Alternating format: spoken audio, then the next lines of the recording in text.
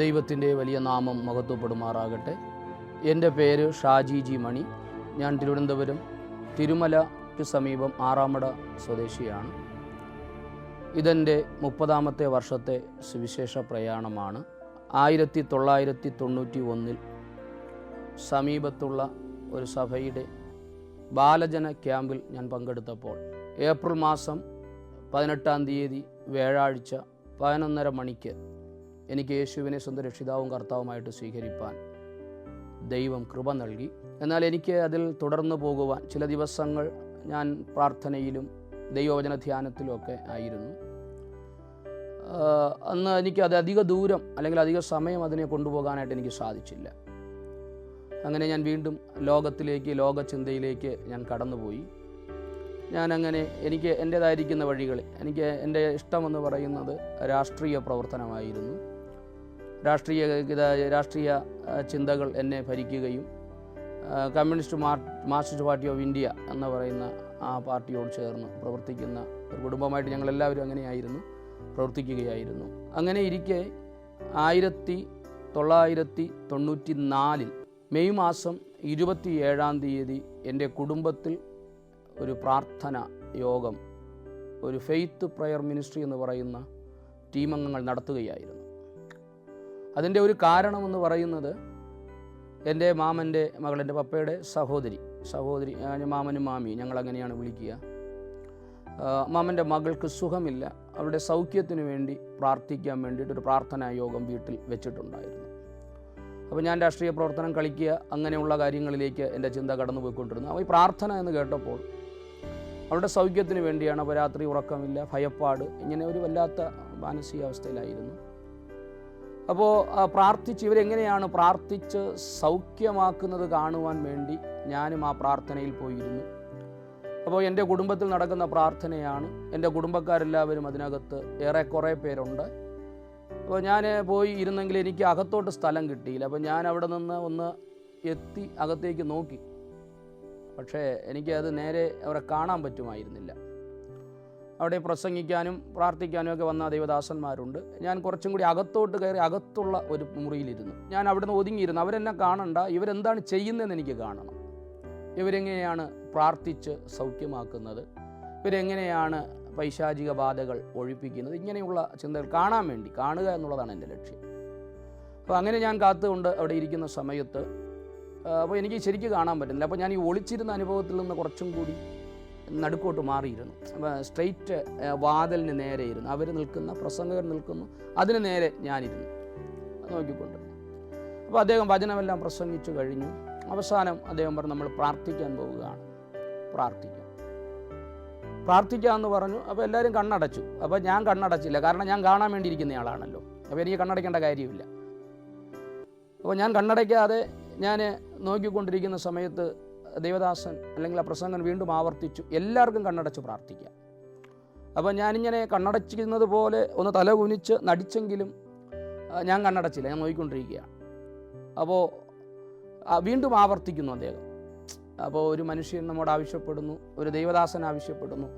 അപ്പം വീണ്ടും ആവർത്തിക്കപ്പെടുമ്പോൾ നമ്മൾ അതിനെ അനുസരിക്കാതിരിക്കുന്ന ശരിയെന്ന് അല്പനേരം കണ്ണടച്ചു. അപ്പോൾ ഞാൻ കണ്ണടച്ച് പ്രാർത്ഥിച്ചുകൊണ്ടിരുന്നു. അപ്പോൾ അവർ പറഞ്ഞു, നമുക്ക് ദൈവശക്തി നമ്മുടെ മേൽ വ്യാപരിക്കേണ്ടതിന് നമുക്ക് പ്രാർത്ഥനയോടുകൂടെ ഒരു പാട്ടുപാടി ദൈവത്തെ സ്തുതിക്കാമെന്ന് പറഞ്ഞു.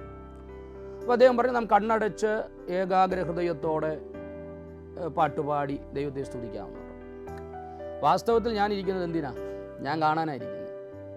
അപ്പോൾ ആ മനോഭാവത്തിലിരിക്കുന്നത് കൊണ്ട് എനിക്ക് കൈയടിക്കണമെന്നോ ആ നിലകളിൽ പ്രാർത്ഥിക്കണമെന്നോ ദൈവശക്തി വ്യാപരിക്കണമെന്നോ എനിക്ക് ചിന്തയില്ല. അപ്പോൾ പറഞ്ഞതിനും വേണ്ടി കൂട്ടത്തിൽ കൂടണമല്ലോ എന്ന് പറഞ്ഞുകൊണ്ട് ഞാൻ എൻ്റേതായിരിക്കുന്ന ഒരു ശൈലിയിൽ ഞാനിങ്ങനെ കൈ തട്ടുന്നത് പോലെയൊക്കെ ഒന്ന് അഭിനയിച്ചു എന്ന് തന്നെ പറയാം.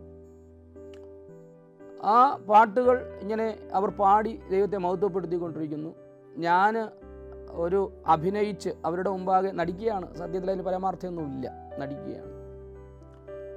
ഞാനിങ്ങനെ കൈ തട്ടുന്നതായിട്ട് എനിക്ക് എൻ്റെ ഓർമ്മയിലുണ്ട്. ഞാനങ്ങനെ ഇത് കാണാനും ഇങ്ങനെ അഡ്ജസ്റ്റ് ചെയ്തു. പക്ഷേ ചില നിമിഷങ്ങൾ അങ്ങോട്ട് മാറിക്കഴിഞ്ഞപ്പോൾ, ആ പാട്ടുകൾ തുടർന്നുകൊണ്ടിരിക്കുമ്പോൾ ഞാൻ അറിയാതെ എൻ്റെ നിയന്ത്രണം എന്നെ വിട്ടുപോയി. ഞാൻ കാണാൻ വേണ്ടി ഇരുന്നതാണ്, പക്ഷെ മറ്റുള്ളവർ എന്നെ കാണുന്ന വിധത്തിൽ ഞാൻ വിറയ്ക്കുവാനും ദൈവത്തെ സ്തുതിക്കുവാനും തുടങ്ങി. എൻ്റെ മേൽ ദൈവശക്തി ഇറങ്ങി വരുന്നത് ഞാൻ അനുഭവിച്ചു. ഞാൻ ശക്തമായി സ്തുതിച്ചു. പിന്നത്തേതിൽ എൻ്റെ കുടുംബത്തിലുള്ള എൻ്റെ അമ്മയുണ്ടായിരുന്നു, സഹോദരിമാരുണ്ടായിരുന്നു. അവരൊക്കെ പറഞ്ഞു, നീ എന്തൊരു ശബ്ദമായിരുന്നു, നീ ഭയങ്കരമായിട്ട് അല്ലേലിയ പറയുകയായിരുന്നു, നീ ഭയങ്കര ഒച്ച വയ്ക്കുകയായിരുന്നു എന്നൊക്കെ പറഞ്ഞു. വാസ്തവത്തിൽ അത് കഴിഞ്ഞ് ഞാൻ പ്രാർത്ഥനയെല്ലാം കഴിഞ്ഞപ്പോൾ എഴുന്നേറ്റപ്പോൾ ഞാനെന്ന പഴയ ശൗര്യമുള്ള, പഴയ കോപമുള്ള, പഴയ ഒരു രാഷ്ട്രീയ പ്രവർത്തന തീഷ്ണതയുള്ള മനുഷ്യനില്ല. പ്രാർത്ഥനയെല്ലാം കഴിഞ്ഞപ്പോൾ എന്നിൽ നിന്ന് എന്തൊക്കെ നഷ്ടമായി പോയതുപോലെ, എന്നിൽ നിന്ന് എന്തൊക്കെയോ ഒഴിഞ്ഞു പോയതുപോലെ ഞാൻ ഫീൽ ചെയ്യുന്നു. ഞാൻ ശരിക്കും പറഞ്ഞാൽ ഒരു തൂവൽ പോലെയായി. നേരത്തെ കനമുണ്ടായിരുന്നു, ഇപ്പോൾ കനമില്ല. ആ ഒരു അവസ്ഥയിലായി. പ്രാർത്ഥനയെല്ലാം കഴിഞ്ഞു. ആ ദൈവദാസന്മാർ എനിക്ക് വേണ്ടി പ്രാർത്ഥിച്ചു. അവരെന്ത് ചെയ്യുന്നു? ഞാൻ പഠിച്ചുകൊണ്ടിരിക്കുന്ന സമയമാണ്.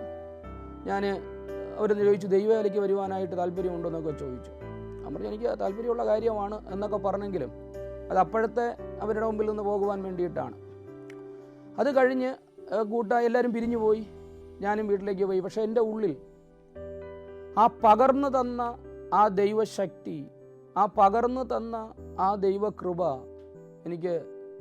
എന്നെ പ്രേരിപ്പിച്ചുകൊണ്ടിരുന്നു.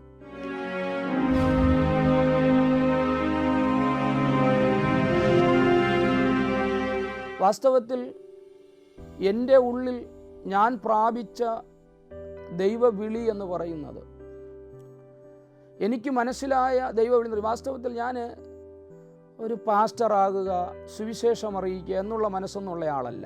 ഞാൻ പറഞ്ഞല്ലോ, ഞാനൊരു രാഷ്ട്രീയ താല്പര്യം, സത്യം പറയാമെങ്കിൽ പാർട്ടിക്ക് വേണ്ടി എന്തും ചെയ്യുക, അടിയെങ്കിൽ അടി, അങ്ങനെയൊക്കെ ഉള്ള ഒരു താല്പര്യമുള്ള ആളായിരുന്നു. അപ്പോൾ എനിക്ക് സുവിശേഷത്തോട് എതിരില്ലെങ്കിലും ഞാനത് ചെയ്യുവാൻ ആഗ്രഹിച്ചിരുന്നില്ല. അതാണ് എൻ്റെ പരമാർത്ഥം. ഞാനിങ്ങനെ മുന്നോട്ട് പാർട്ടി പ്രവർത്തനമായിട്ട് പോകാനാണ് ആഗ്രഹിച്ചത്. പക്ഷേ ഈ പ്രാർത്ഥനയിൽ എൻ്റെ മേൽ ശക്തി ആവസിച്ചതിന് ശേഷം, എനിക്ക് പരിശുദ്ധാത്മാവിൻ്റെ ശക്തി എന്നിൽ പകരപ്പെട്ടതിന് ശേഷം എനിക്ക് വേറെ ഒന്നിലേക്കും എൻ്റെ ചിന്ത പോകുന്നില്ല. എൻ്റെ ഉള്ളിൽ അതിയായ ഒരാഗ്രഹം വരുന്നു. എനിക്ക് ദൈവവേല ചെയ്യണമെന്ന ഒരു ചിന്ത എന്നിൽ വരുന്നു. ആരും പറയുന്നില്ല, ആരും എന്നെ പ്രോത്സാഹിപ്പിക്കുന്നില്ല. നീ ദൈവവേലയ്ക്കുള്ളവനാണെന്ന് ആരും പറഞ്ഞില്ല. നിനക്ക് ദൈവവിളി ഉണ്ട് എന്നാരും പറഞ്ഞില്ല. അനേക ദൈവദാസന്മാർ ഭവനങ്ങളിൽ വരുമല്ലോ, പ്രാർത്ഥിക്കുമല്ലോ, ആരും പറഞ്ഞില്ല. എൻ്റെ അമ്മയപ്പന്മാർക്ക് ആർക്കും അങ്ങനെ, എൻ്റെ മക്കൾ, ഞങ്ങൾ 5 മക്കളാണ്. എൻ്റെ അമ്മയ്ക്കും അപ്പനും ഞങ്ങൾ 5 മക്കളാണ്. ഞാൻ ഒടുക്കത്തെ മകനാണ്. ഞങ്ങൾ 4 ആണും 1 പെണ്ണുമാണ്. അപ്പോൾ അതുകൊണ്ട് ഞങ്ങളുടെ മക്കളിൽ ആരെങ്കിലും ഒരാൾ ദൈവത്തിൻ്റെ വേലയ്ക്കെന്നുള്ള ഒരു സമർപ്പണം അമ്മയപ്പന്മാർ ചെയ്തിരുന്നില്ല. ഇങ്ങനെ ഇരിക്കെ പക്ഷെ എൻ്റെ ഉള്ളിൽ വീണ്ടും വീണ്ടും കത്തുന്ന ഒരാഗ്രഹം, ഒരു രാഷ്ട്രീയ പ്രവർത്തനം ചെയ്യുവാൻ ആഗ്രഹിച്ചിരിക്കുന്ന ഒരു വ്യക്തി പെട്ടെന്ന് സുവിശേഷ ദിശയിലേക്ക് തിരിയുമെന്നത് ചിന്തിക്കാൻ കഴിയാത്ത കാര്യമാണ്. എങ്കിലും എൻ്റെ ജീവിതത്തിൽ ഈ പകർന്നു തന്ന സ്നേഹം, ഞാൻ പറഞ്ഞല്ലോ 1991 ഏപ്രിൽ മാസം 18-ാം തീയതി ഞാൻ രക്ഷിക്കപ്പെട്ടതാണ്. ഞാൻ യേശുവിനെ അറിഞ്ഞതാണ്, വാസ്തവത്തിൽ അറിഞ്ഞതാണ്. എൻ്റെ ഉള്ളം യേശുവിനായി ഞാൻ തുറന്നു കൊടുത്തതാണ്. പക്ഷേ കാലത്തിൽ ഞാൻ പറഞ്ഞു പിന്മാറ്റമായി മാറിപ്പോയി. 3 വർഷത്തിന് ശേഷം ഒരു മടങ്ങിവരവ് തന്ന ദൈവം തൻ്റെ ആത്മാവിനെ നിറച്ചു. എൻ്റെ ഉള്ളിൽ വലിയൊരു പ്രേരണ. ഇപ്പോൾ എനിക്ക് പന്ത് കളിക്കാൻ പോകണം, അല്ലെങ്കിൽ ക്രിക്കറ്റ് കളിക്കാൻ പോകണം, അല്ലെങ്കിൽ എനിക്ക് വേറെ രാഷ്ട്രീയ പ്രവർത്തനം കൂടെ ഒന്നുള്ള ഒരു ചിന്തയുമില്ല. ഒരേ ഒരു ചിന്ത ഇപ്പോൾ എന്നെ ഭരിക്കുന്നുള്ളൂ, സുവിശേഷം അറിയിക്കാൻ പോകണം. ഞാൻ എന്ത് ചെയ്ത് ജീവിക്കണമെന്ന് ആഗ്രഹിച്ചോ അതിന് നേരെ ഓപ്പോസിറ്റ് ചെയ്യണമെന്നൊരു ചിന്ത വരുന്നു. അങ്ങനെ ഞാൻ എൻ്റെ താല്പര്യം എൻ്റെ അമ്മയോടും അപ്പയോടും പറഞ്ഞു. എൻ്റെ മൂത്ത സഹോദരനോട് പറഞ്ഞു. ഞാൻ പറഞ്ഞു, ഞാൻ സുവിശേഷ വേല ചെയ്യുവാൻ ആഗ്രഹിക്കുന്നു, ഞാനതിന് പോകട്ടെ എന്ന് ചോദിച്ചു. അപ്പോൾ അമ്മയും പപ്പയും പറഞ്ഞു, അതിൻ്റെ ആവശ്യമില്ല, നമ്മൾ ഞായറാഴ്ച പള്ളിയിൽ പോകുന്നുണ്ട്. ഞങ്ങൾ പാരമ്പര്യം പറയുകയാണ്, ഞാൻ 3-ാം തലമുറ CSI പാരമ്പര്യമുള്ള സഭയിലുള്ളൊരംഗമാണ്. 3-ാം തലമുറ, ഞാൻ 3-ാം തലമുറയാണ് അതിൽ. അപ്പോൾ ആ അനുഭവത്തിൽ പള്ളിയിൽ പോയാൽ മതി, വന്നാൽ മതി, നിനക്ക് ശനി ഞായറും ഉണ്ട്, നിനക്ക് പ്രാർത്ഥിക്കാം, നിനക്ക് പ്രാർത്ഥനയ്ക്ക് പോകാം എന്നൊക്കെ അമ്മയപ്പന്മാർ പറഞ്ഞു. അപ്പോൾ എൻ്റെ അമ്മയപ്പന്മാർ പറഞ്ഞത്, ശനിയാഴ്ചയും ഞായറാഴ്ചയും നിനക്ക് പാടാം, പ്രാർത്ഥിക്കാം, പ്രാർത്ഥനയ്ക്ക് പോകാം, അതിന് യാതൊരു തടസ്സവുമില്ലെന്ന് പറഞ്ഞു. ഞാൻ പറഞ്ഞു, അതുപോരാ, എനിക്ക് പൂർണ്ണ സമയം ദൈവത്തിൻ്റെ വേലയ്ക്കായി പോകണം. അപ്പം കുടുംബത്തിലുള്ള പപ്പയുടെ അനുജന്മാരും ജ്യേഷ്ഠനും ഒക്കെ പറഞ്ഞു, അത് പറ്റില്ല, നീ എന്തെങ്കിലും ഒന്നുകിൽ കണ്ടിന്യൂ ആയിട്ട് പഠിക്കണം, ഇല്ലാത്ത പക്ഷം എന്തെങ്കിലും ഒരു തൊഴിൽ പഠിച്ച് ജോലി ചെയ്ത് ജീവിക്കണമെന്ന് പറഞ്ഞു. അപ്പോൾ എൻ്റെ ഉള്ളിൽ വീണ്ടും വീണ്ടും ആഗ്രഹം യേശുവിന് വേണ്ടി പോകുക, യേശുവിന് വേണ്ടി പോകാനുള്ള വലിയ ഒരു പ്രേരണ. ഞാൻ ഓർപ്പിച്ചല്ലോ, ഇത് ആരും പറഞ്ഞിട്ടല്ല, ആരും എന്നോട് പറഞ്ഞില്ല. കഴിഞ്ഞ ദിവസങ്ങളിൽ പ്രാർത്ഥിച്ച ദേവദാസനും പറഞ്ഞില്ല, ആരും പറഞ്ഞില്ല. പക്ഷെ എൻ്റെ ഉള്ളിൽ വലിയൊരു വാഞ്ച, അങ്ങനെ ഈ നിർബന്ധം എൻ്റെ മേൽ വരുന്നു. പൗലോസ് പറയുന്നത് പോലെ നിർബന്ധം, ഒരു വലിയ നിർബന്ധം എൻ്റെ മേൽ വന്നു. എനിക്ക് സുവിശേഷ വേല ചെയ്തേ വെക്കൂ എന്നുള്ള തീരുമാനം വന്നു. അപ്പോൾ എൻ്റെ സഹോദരൻ പറഞ്ഞു, അങ്ങനെയാണെങ്കിൽ നിന്നെ ഒരു പേച്ച് വർക്ക് ചെയ്യുന്ന ഒരു കാർ വർക്ക്ഷോപ്പിലേക്ക് കൊണ്ടുപോകാം എന്ന് പറഞ്ഞു. പേച്ച് വർക്ക് ആൻഡ് വയറിംഗ് നിന്നെ പഠിപ്പിക്കാം, അതനുസരിച്ച് അതിൽ നീ പഠിച്ച് മുന്നോട്ട് നീ പോകുക, അതിനുശേഷം നീ പ്രാർത്ഥനയ്ക്ക് പോകുകയോ പോകാതിരിക്കുക, നിൻ്റെ ഇഷ്ടം പോലെ ചെയ്യാമെന്ന് പറഞ്ഞു. അപ്പോൾ ഞാൻ പറഞ്ഞു, ജ്യേഷ്ഠ അത് സാധിക്കുകയില്ല, എനിക്ക് സുവിശേഷ വേല ചെയ്യാൻ പോകണം. അപ്പോൾ എൻ്റെ ജ്യേഷ്ഠൻ എന്നെ അടിച്ചു, ഇത് നിമിത്തം നീ പിച്ചക്കാരനായി തീരുമെന്നൊക്കെ പറഞ്ഞു. എങ്കിലും ഞാൻ മുന്നോട്ട് പോകുവാൻ തന്നെ തീരുമാനിച്ചു. അവർ എൻ്റെ തീരുമാനത്തിൽ വ്യതിയാനം കാണുന്നില്ലെന്ന് കണ്ടു. അപ്പോൾ എൻ്റെ ബന്ധുഭവനത്തിലേക്ക്, അപ്പോൾ എൻ്റെ പപ്പയുടെ ഒരു സഹോദരി പറഞ്ഞു, അവൻ എൻ്റെ വീട്ടിൽ വന്ന് കേട്ടെ, അവിടെ അവനെ പ്ലംബിങ്ങിൻ്റെ പണിക്ക് വിടാം എന്ന് പറഞ്ഞ് എന്നെ അവിടേക്ക് ക്ഷണിച്ചു. അപ്പോൾ എനിക്ക് ഇതൊരു ചാൻസ്, ഒരു അവസരമായി ഞാൻ കണ്ടിട്ട് ഞാൻ പൊറ്റയിൽ മലയൻകീഴ് എന്ന് പറയുന്ന സ്ഥലമാണ്, അവിടേക്ക് പോയി. അപ്പോൾ അന്ന് എനിക്ക് ഒരു സൈക്കിളുണ്ട്, ആ സൈക്കിൾ ഞാൻ അങ്ങ് പോയി. പക്ഷേ ഞാൻ പോയത് പ്ലംബിങ്ങിൻ്റെ പണി പഠിക്കാനോ പ്ലംബിങ്ങിൻ്റെ പണി ചെയ്യാനോ അല്ല, അവിടെ പോയി നിന്നും കൊണ്ട് കഴിഞ്ഞ സമയങ്ങളിൽ എന്നെ പ്രാർത്ഥനയിൽ വന്ന ആ ദൈവദാസന്മാരുടെ അവരടുക്കലാണ് താമസിക്കുന്നത്, അവരോടുകൂടെ സുവിശേഷ വേലയ്ക്ക് പോകാമെന്ന് പറഞ്ഞുള്ള ചിന്ത എൻ്റെ ഉള്ളിൽ വന്നിട്ട് ഞാൻ ഇവിടെ നിന്ന് പോയി. പിന്നെ പോയി ഞാൻ എന്ത് ചെയ്തു, പണിക്കല്ല ഞാൻ പോയത് അവിടെ അന്നുണ്ടായിരുന്ന പൂർണ്ണസമയം ശുശ്രൂഷകന്മാരായ ദൈവദാസന്മാരോടുകൂടെ സുവിശേഷം അറിയിക്കാൻ പോയി. രാവിലെ 8 മണിയാകുമ്പോൾ ട്രാക്റ്റുകൾ എടുത്ത് തോളിൽ തൂക്കുന്ന സഞ്ചി അതിൽ നിറച്ച് ഓരോ വീടുകൾ കയറി ഇറങ്ങി സുവിശേഷം പറയുക. അന്ന് എനിക്ക് സുവിശേഷം പറയാൻ അറിയത്തില്ല.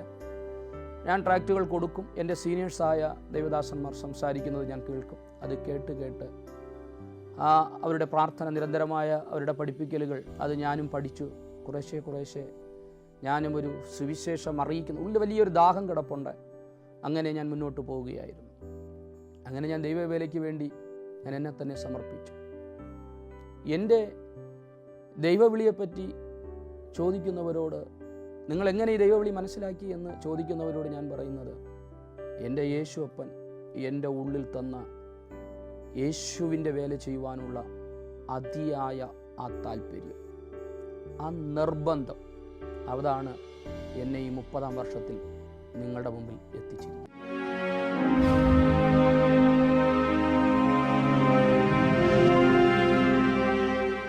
ആദ്യം ഞങ്ങൾ വർക്ക് ചെയ്തത് തിരുവനന്തപുരം ജില്ലയിലെ മലയൻകീഴ് പഞ്ചായത്ത്. അന്ന് ഫെയ്ത്ത് പ്രയർ മിനിസ്ട്രി എന്ന് പറയുന്ന ആ മിഷണറി സംഘടന ഓരോ പഞ്ചായത്തുകൾ കേന്ദ്രീകരിച്ച് സർവ്വ വീടുകളിലും കയറി ഇറങ്ങി സുവിശേഷം പറയുക, കൂട്ടായ്മകൾ നടത്തുവാൻ കഴിയുന്നിടത്ത് കൂട്ടായ്മകൾ നടത്തുക, ക്രൂസൈഡുകൾ നടത്താൻ പറ്റുന്നിടത്ത് ക്രൂസൈഡുകൾ നടത്തുക.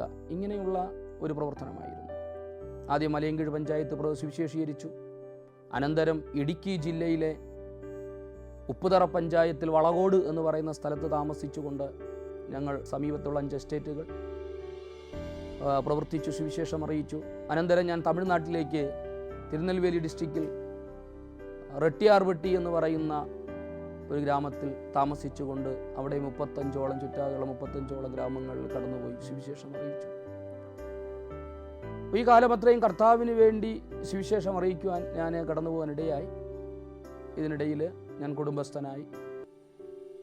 2004 ഞാൻ വിവാഹ ജീവിതത്തിലേക്ക് പ്രവേശിച്ചു. എനിക്ക് കഴിഞ്ഞ 6.25 വർഷം, ആ സമയങ്ങളിൽ എനിക്ക് 6.25 വർഷം മക്കളില്ലായിരുന്നു. എൻ്റെ ഭാര്യ മക്കളെ പ്രസവിക്കുവാൻ കഴിയുകയില്ല എന്ന് ഡോക്ടർമാർ പറഞ്ഞ സ്ഥാനത്ത് ഇന്നെനിക്ക് 13ഉം 9ഉം വയസ്സുള്ള 2 പെൺമക്കളെ ദൈവം തന്നിട്ടുണ്ട്. ഞാനങ്ങനെ കർത്താവിൻ്റെ വേല ശക്തിയോടെ ചെയ്യുവാൻ ദൈവം ഇടയാക്കി. എന്നെ സംബന്ധിച്ചിടത്തോളം ആരെങ്കിലും കൂടെയുണ്ടെങ്കിൽ സുവിശേഷം അറിയിക്കുക എന്നുള്ള ഒരു ചിന്തയല്ല, മറിച്ച് എന്നെ യേശു വിളിച്ചു. ഞാൻ പറഞ്ഞല്ലോ, ആ വിളി എന്ന് ഞാൻ ഗ്രഹിച്ചത് എന്നിലുള്ള നിർബന്ധം.